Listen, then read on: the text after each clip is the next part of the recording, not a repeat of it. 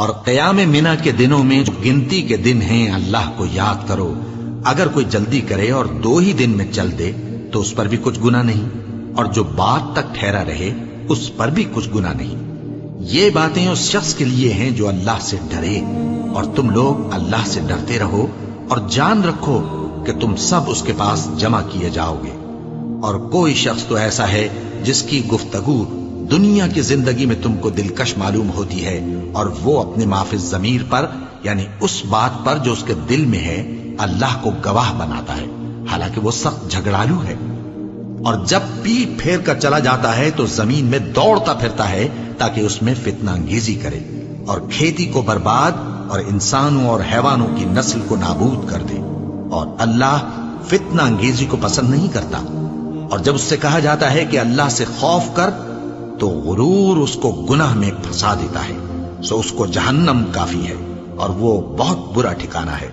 اور کوئی شخص ایسا ہے کہ اللہ کی خوشنودی حاصل کرنے کے لیے اپنی جان بیچ ڈالتا ہے، اور اللہ بندوں پر بہت مہربان ہے.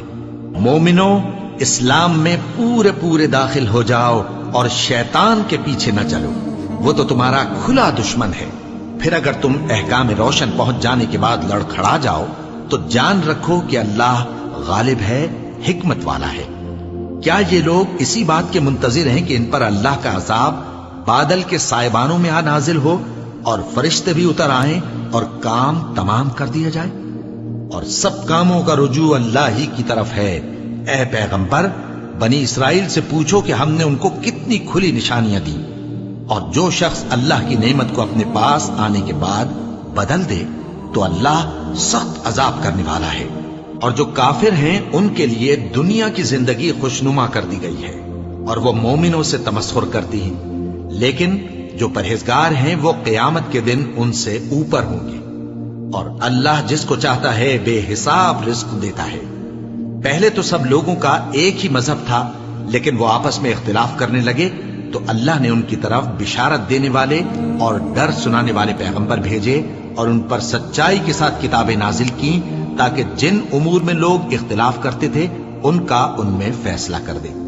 اور اس میں اختلاف بھی انہی لوگوں نے کیا جن کو کتاب دی گئی تھی، باوجود کہ ان کے پاس کھلے ہوئے احکام آ چکے تھے. اور یہ اختلاف انہوں نے صرف آپس کی ضد سے کیا. تو جس امر حق میں وہ اختلاف کرتے تھے اللہ نے اپنی مہربانی سے مومنوں کو اس کی راہ دکھا دی. اور اللہ جس کو چاہتا ہے سیدھا راستہ دکھا دیتا ہے.